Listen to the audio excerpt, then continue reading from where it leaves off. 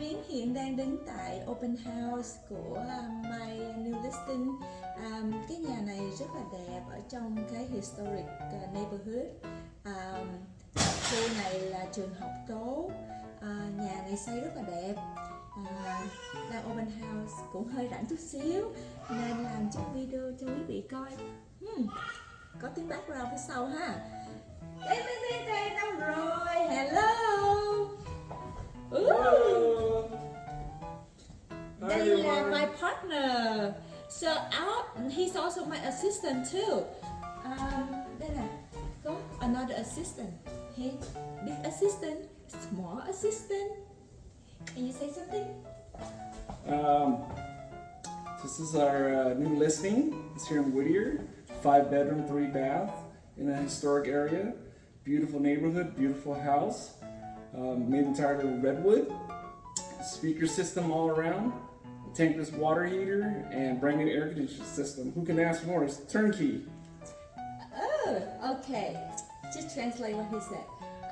Thì nói cái nhà này là có 5 phòng ngủ, 3 phòng tắm mà có cái surround system luôn nha. Chủ nhà làm là nó vô trong cái tường luôn. Nếu như quý vị chút nữa coi mở lên ceiling sẽ thấy nó là surround sound xung quanh nhà. Timeless heater, brand new cái AC mới luôn. Nói cái AC mới nhớ, cái nhà này dây điện họ làm mới là tới 3 cái panel lận. Một cái panel là control trong nguyên nhà, một cái panel ở trong nhà để control ở trong nhà, rồi một cái panel nữa họ gắn cái sub panel ở phía sau của cái garage để làm cái ADU. Đúng rồi, với lại quên nói nữa là English. Oh, I'm sorry. So talk about the panels. Oh yeah, the electrical panel. There's 3 brand new electrical panels throughout the house, so you can have turn the garage into an ADU. That's supplement income as well. As well, if you want a double car garage, because they have the option.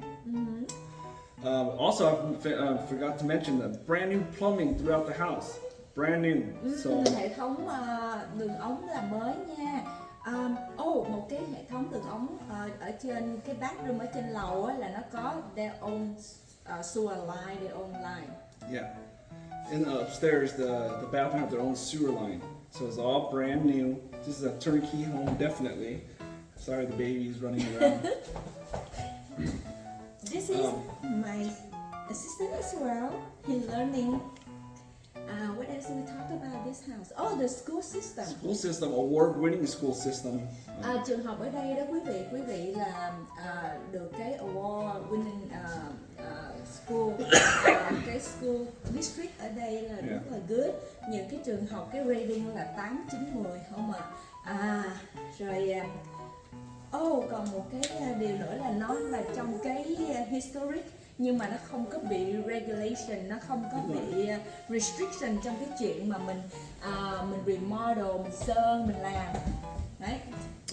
Also mentioned that it's in a historic area, but it's not zoned for historic homes, so you can actually alter your home and do other things. Yes. So you're not restricted with all the drawback of a historic home. You can alter it. That's pretty much it. Where's the baby? We did not mention this is a craftsman's house. Craftsman's house, made entirely of redwood. Termites don't like redwood because it's too hard, so they'll move on to the next house, which is softer wood, and they'll eat that one instead of your house.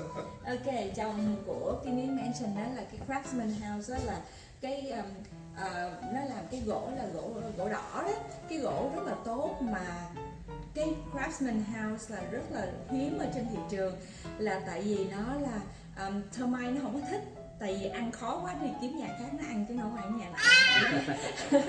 Nhưng mà trong cái nhà này đó thì khi mà ta remodel coi như là mình mua là basically mình mua brand new house. Tại vì người ta đã remodel the whole house, từ plumbing tới cái điện, rồi hệ thống nước, everything mới, appliance mới of course, nhưng mà tất cả đều là mới hết. Rồi cái cái termite á, là mình không có lo, là tại cái sườn nhà này á, cái wood đó nó last forever. Mà cái đó Craftsman House là hồi xưa là Shear phải không chồng? Sears nó bán á, nó bán, nó muốn mua, nó bán, nó mang cái gỗ đến cái khu cái area and then you build it. Oh, Sears is they used to sell craftsman's houses where you pick a location, they'll ship it to you. Sorry, we have to help. Kyle's come out and help already. I mean, answer.